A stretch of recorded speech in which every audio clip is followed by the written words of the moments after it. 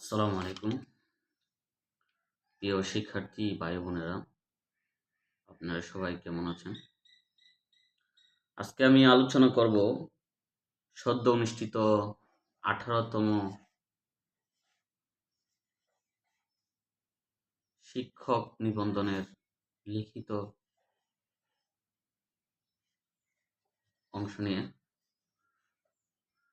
18তম শিক্ষক নিবন্ধন।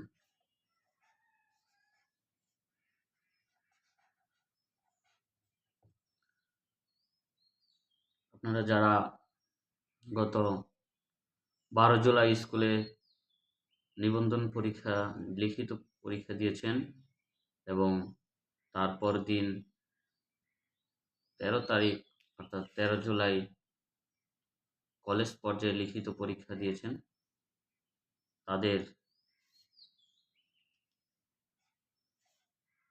লিখিত পরীক্ষার বিভিন্ন সাবজেক্টের কাট মার্ক কত হতে পারে এবং এই লিখিত পরীক্ষার রেজাল্ট এনটিআরসি কত দিনের মধ্যে প্রকাশ করবে তা নিয়ে আলোচনা করব। 18তম লিখিত পরীক্ষায় স্কুল পর্যায়ে বিভিন্ন সাবজেক্টে কাট মার্ক এনটিআরসি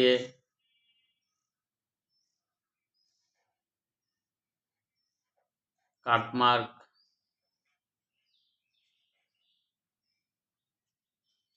40%, অর্থাৎ শতকরা 40 পাইলেই লিখিত অংশে টিকানো হবে তাদের গেজেটে বলা আছে। কিন্তু বিভিন্ন সাবজেক্টে কাট মার্ক বিভিন্ন মার্ক বেরি করবে, কেননা কিছু কিছু সাবজেক্টে শূন্যপদ অনেক বেশি, যেমন আইসিটি, ভৌত বিজ্ঞান, এগুলি প্রতি বছরই ভৌত বিজ্ঞান, ইংরেজি, এই সাবজেক্টগুলিতে আর কিছু সাবজেক্ট আছে, যেমন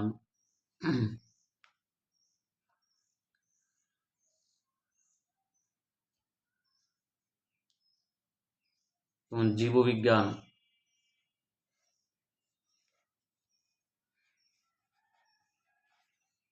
আরো কিছু সাবজেক্ট হয়েছে। এই সাবজেক্টগুলিতে শূন্যপদের সংখ্যা প্রতি বছরই অনেক থাকে, কিন্তু দেখা যায় যে আহ, যতজন ক্যান্ডিডেট থাকে শূন্যপদ তার অনেক বেশি, এই জন্য ক্যান্ডিডেট পাওয়া যায় না। এই জন্য তাদের ক্ষেত্রে দেখা যাচ্ছে যে 40%, অর্থাৎ তার কাটমার্কটা দেখা যেতে পারে 40 থেকে 50 যারা পাবে তাদেরই মোটামুটি টিকে যাবে।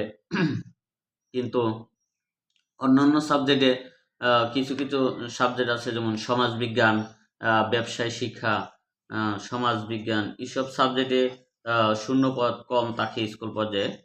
সমাজবিজ্ঞান, তারপরে ব্যবসায় শিক্ষা, যে সাবজেক্টগুলি আছে, ব্যবসায় শিক্ষার সাবজেক্টগুলিতে শূন্যপদ খুবই কম থাকে।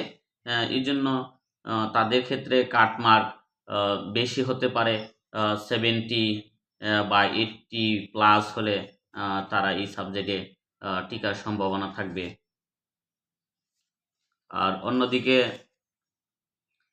অন্যান্য সাবজেক্ট আরও যেগুলি আছে, অর্থাৎ যে সাবজেক্টগুলিতে শূন্যপদ কম, ওই সাবজেক্টগুলিতে দেখা যায় যে কাটমার্ক বেশি বেশি কম লাগবে, কিন্তু যে সাবজেক্টগুলি শূন্যপদ বেশি ওই সাবজেক্টগুলিতে কাটমার্ক শূন্যপদ বেশি হলে কাটমার্ক কমেও টিকবে। আর কলেজ পর্যায়ে যদি আলোচনা করি, কলেজ পর্যায়ে দেখা যাচ্ছে যে শূন্যপদের সংখ্যা তো আরও কম। এই ক্ষেত্রে অনেক কিছু কিছু সাবজেক্ট আছে, যেরকম গণিত,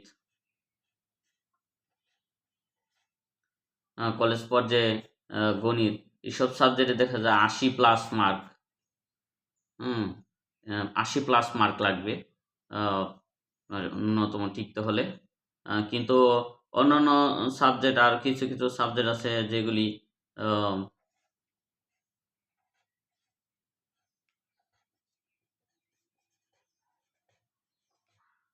অন্যান্য বিষয়ে দেখা যায় যে 60+ অথবা 70+ মার্ক পাইলেও তাদেরকে দেখা যায় ভাইভাতে ডাক পড়তে পারে।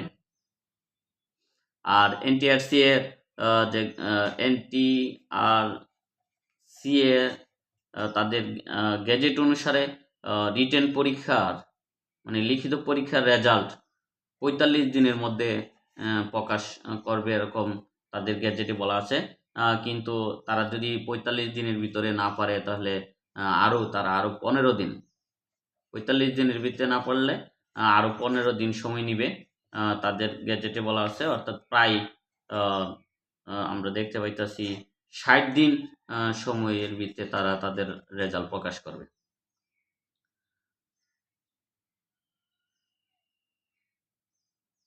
ধন্যবাদ। আজকের এই লিখিত পরীক্ষার অংশ নিয়ে তাদের কাট মার্ক এবং রেজাল্ট প্রকাশের আ দিনক্ষণ বা সময় নিয়ে আলোচনা করলাম। সবাইকে ধন্যবাদ। যদি আমার এই ভিডিওটি সবার ভালো লাগে, উপকারে আসে তাহলে সাবস্ক্রাইব করে দিবেন এবং লাইক, কমেন্ট, শেয়ার করে দিবেন। ধন্যবাদ সবাইকে।